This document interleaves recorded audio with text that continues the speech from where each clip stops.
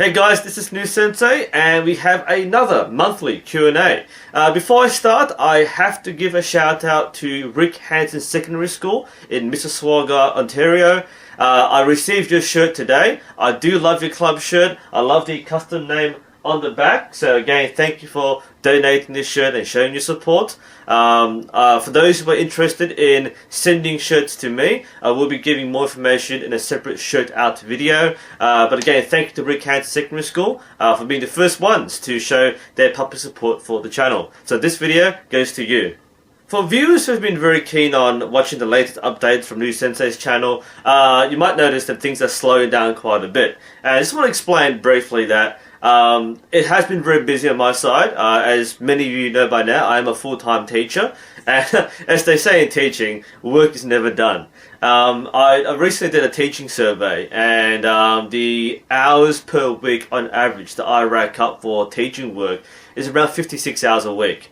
On top of running my own archery club, and then when I can, doing things like answering questions and making content for the channel. And just bear in mind that down here in Australia, it is now winter. So there's even less time for shooting, both with the bow and the camera, so it's very hard to squeeze things in. I've got a lot of things lined up. I've received bows from several donors. I want to cover a few different things. So there are a lot of things I want to do, but the time to do so is very limited. So I do apologize for not bringing out content more frequently, but hopefully during the downtime I'll be putting out more ideas and more scripts so I can do some filming when I can.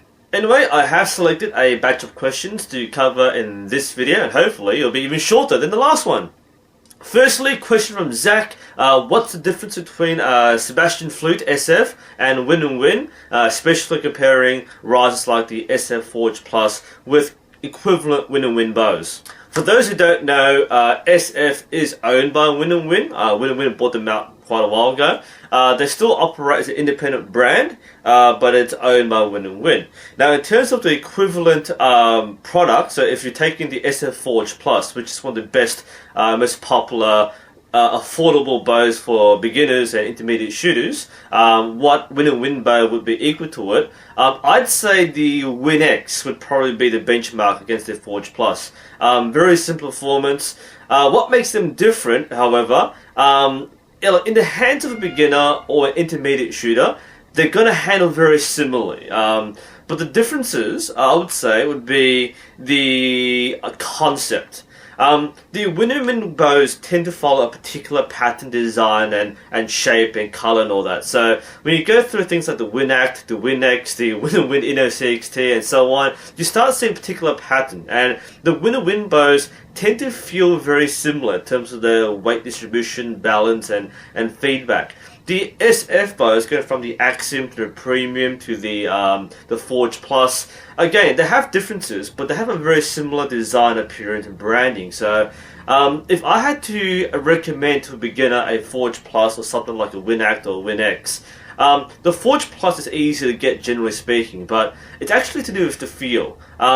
People who go to the Winx tend to progress to a higher Win much easier, whereas the SF is over the top of its line, so you're already using the best SF bow. And if you want to go to a top-end Hoyt or a top-end Win, it's a little different because the look and feel is slightly different. This is highly subjective, it's definitely not empirical, but if I had to just say one difference would be the SF and Win bows have a different feel. And if you kind of want to stick with one or the other, then that's when I would recommend you go for a Win or an SF. Otherwise, both bows, the Forge Plus the equivalent low-end Wins, are fairly close in performance, so you won't notice too much of a difference. Regarding eye dominance, Octavio asks, what if you're equally dominant in hand and eye? This is very, very rare. Most people subconsciously do have a dominant side, but if you are truly ambidextrous, equally eye dominant, then it just mostly depends on what you want to shoot. There's no real benefit for one or the other. I just want to say that it's generally easier to find right-handed equipment. Mona asks, what advice do you have for someone who is trying to improve without coaching? My answer to this is that it's actually really hard because you need someone to point out what you are doing wrong and suggest how you can become better. If you don't have someone to tell you this, then it's a very hard learning curve. Not impossible, but a bit harder. What you definitely have to do is do a lot of reflecting and a lot of film work. You have to be able to see yourself shoot, because normally someone else can see you and identify the obvious faults. If you have no extra set of eyes, you have to be the set of eyes. So film yourself using a camera or your phone and watch the replay over and over again and identify possible faults. That's when you might adjust things. If you notice things like your shoulders rising or your release is really bad, that's when you start focusing on improving particular parts. Now, if you don't have an idea or a method on improving particular things, that's when you seek out expert advice. And by that I mean asking people online or doing some self-learning through books or watching people on YouTube, watching the World Archery TV.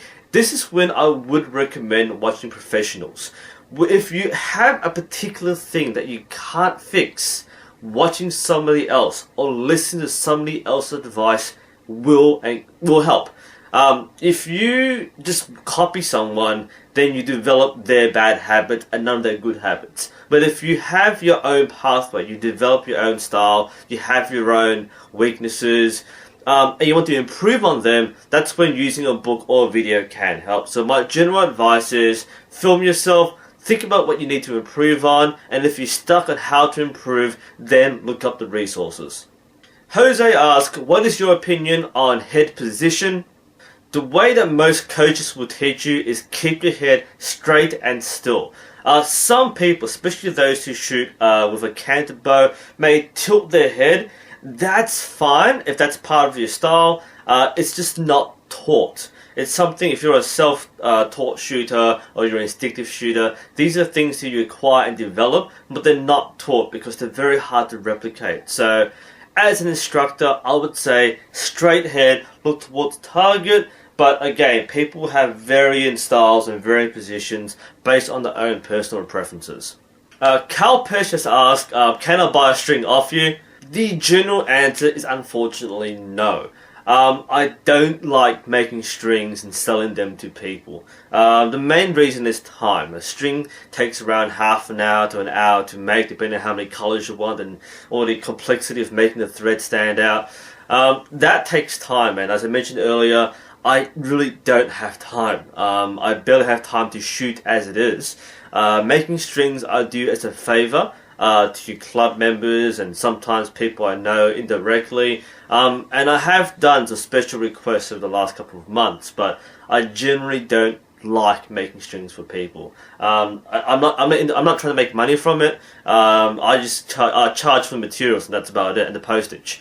So I don't make profit from it. It's not worth my time. I do it as a favor. So you can ask me, try and email me when I ask from the channel, and I might think about it, but no guarantees. Additionally, I'm not a pro shop. I don't have a lot of colors and materials available, so I am very limited to a certain batch of colors which I use for my personal needs. So you can easily get a good string or a better string made for you from a pro shop. So yeah, I don't want to sound like a dick and say no, I don't want to do it for you, but literally I don't have time to make strings. The other reason, and I've mentioned this on my Facebook page, there's a lot of trust factor here. I'm not a business. I'm not going to give you an invoice and expect you to pay me on time. So there is a lot of goodwill and good faith involved, and unfortunately, at least one person has exploited this goodwill and taken the string without paying, and that's put a bit of a sour taste in my mouth. So I don't want to, be out of pocket and make strings for free. That's not what I do. So you can ask, but I generally don't make strings on a commercial basis. Abdul has two questions. The first question is, what are the advantages of using an offset compared to straight veins? And honestly, I don't know. I don't have any empirical evidence to point out what's better and how much better it is. The second question is, what advice do you have to deal with nerves on the shooting line in a competition? My advice is, stop caring. don't care about score. I think one of the worst things you can do is to go into a competition expecting something of yourself. Now, if you're a serious competitive shooter and you're shooting for averages and ratings and handicaps, then you have a certain figure in your mind, and I think that can really undermine you. What you have to do is forget the number. My coach, for example, he recommends that up to a competition, do not shoot practice rounds. And this may seem kind of weird because you want to get the distances, you want to get your score and your expectations, but you actually shouldn't be doing that. That sets you up to fail because you keep thinking there is a way for you to reach or exceed your score, but you're putting more pressure on yourself without any particular reason.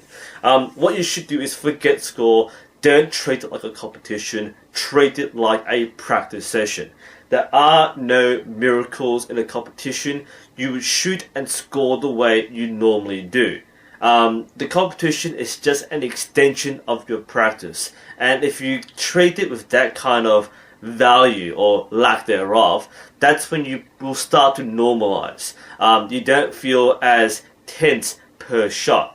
And this is what I mean. If you start like shooting for 10, 10, 10, 9, and you think, oh man, this one score, this next arrow must be a 10, then that's when you start choking.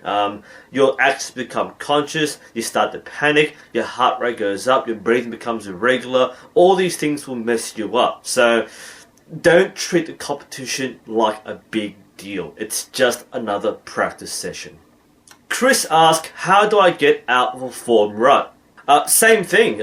Don't treat things like competitions. We're so driven by scores that we keep on trying to beat personal best, and in some ways that's what you need. When you need the motivation to drive, you start taking down your personal best and beating them.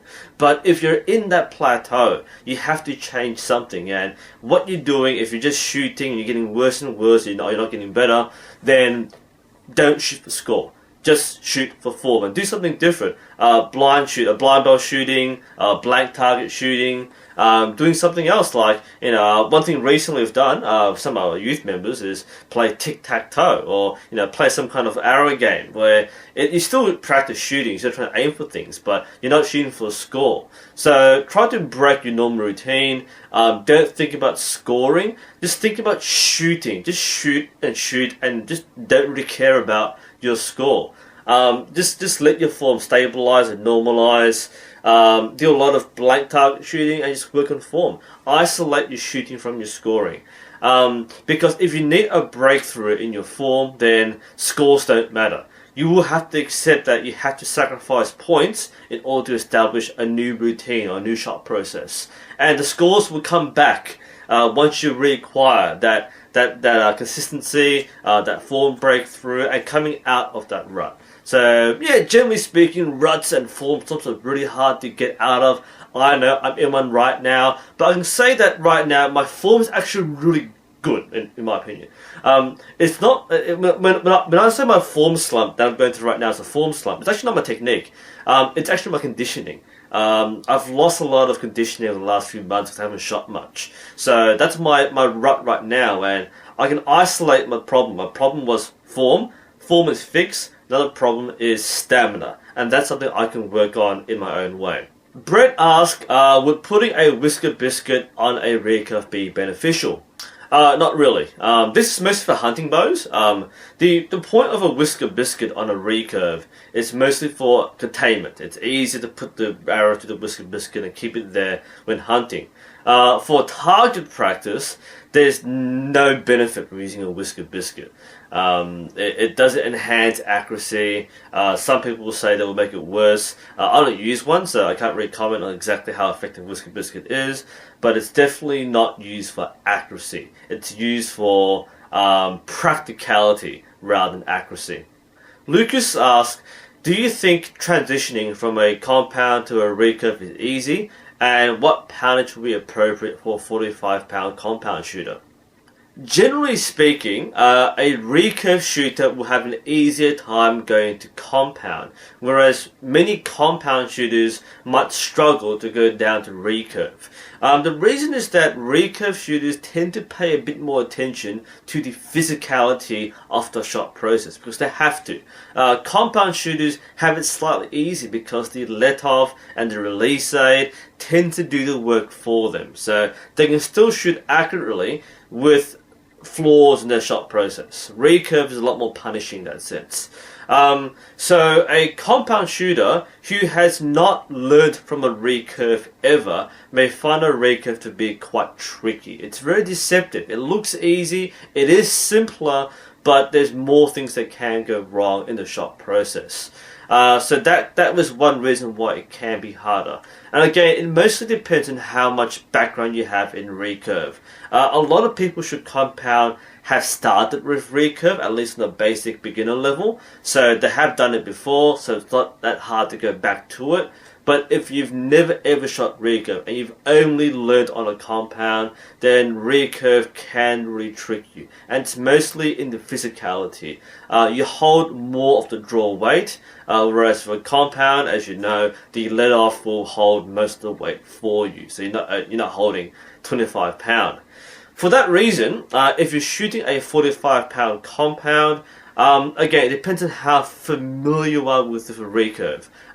You can easily shoot a 35 pound recurve, but if your form of a recurve is non-existent, then I recommend a standard 25 pound. 30 pound is fine. That's quite a reasonable drop from a compound to recurve. Again, even 35 is fine, or even 40 pound. That's a little too high if you're straight compound. Again, bear in mind, you hold the entire weight. If you think, oh yeah, I can pull a 45 pound compound, remember, recurve, it gets harder as you come back. So just keep that in mind. 45 pound compound, I recommend 30 pound, depending on how confident you are. Kevin asked, what's the best homemade target butt material? I personally don't use a homemade target. I use a commercial foam target. But if I had to name a material which works, carpet. Old carpet, put in strips and layers, packed together, has the same density and friction as a foam target. So that's a very cheap alternative. Make a wooden frame, get vice grips, squeeze it together, and you have a pretty effective target which lasts quite a while. Trent asked, why are carbon arrows always black? I actually don't know the answer personally, but if I had to guess, carbon is naturally black. It's cheaper to keep the carbon arrows as black. I don't think the manufacturing cost of having colourful arrows justifies the increase in price, and I don't think most people will want colourful arrows. Aluminium arrows are much more colourful, but the carbon arrows are fairly standard. Now, I don't know about this for sure. If someone knows, then point it out below. But I think it's just because it's cheaper and easier to keep it black. Ken asked, how do you know when to increase draw weight? That's a good question. I'm planning on covering that in a future video. But to sum up, you increase draw weight when you feel like you need to. And when I say when you feel the need, it can be, for example, if you're shooting a light bow and you're shooting longer distances, you find your arrow isn't making the distance very well. You have to aim really high, or it flops really, poorly in front of you. That's when you might think, okay, I need more than 20 pounds to shoot 30 meters. And that's probably the biggest indicator. The biggest drive is purpose. If you don't need to shoot a heavy bow, then you don't need to go up. And especially for compound shooters, you can shoot a 40 pound compound at 60 meters, 70 meters and be fine. You don't need to go about 40, 45 pounds or higher. A lot of people shoot like 50, 55 pounds because it's really fast, but you don't really need that extra speed. It's already so fast. Recurve is more of a difference, but again, the main factor is there are two criteria. One, does the bow fulfill your need? And two, can you handle your current weight? If you can't control the draw in your current weight, then there's no point going to a higher draw weight. You have to learn good process and control with your current weight. It's a big mistake to go up too soon. So yeah, if you feel like you need a higher draw weight and you are very confident in controlling your current draw for 100 or 200 hours in one session, then that's when you qualify for a higher draw weight, if you need to. Carter asks, what's better in performance, Flemish twist or endless loop? I'm pulling this information straight from the Three Rivers catalogue.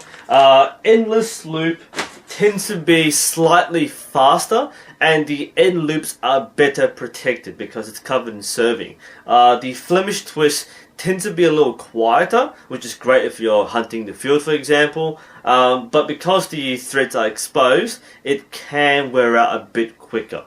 And finally, a question from David. Firstly, thank you, David, for your badges from David Seymour's Archery in Bermuda. The question is, why do archers seem to be the only group in sports who willingly give advice to others? Wow, nice question. Definitely the question of the month. That's a thing now. Well done.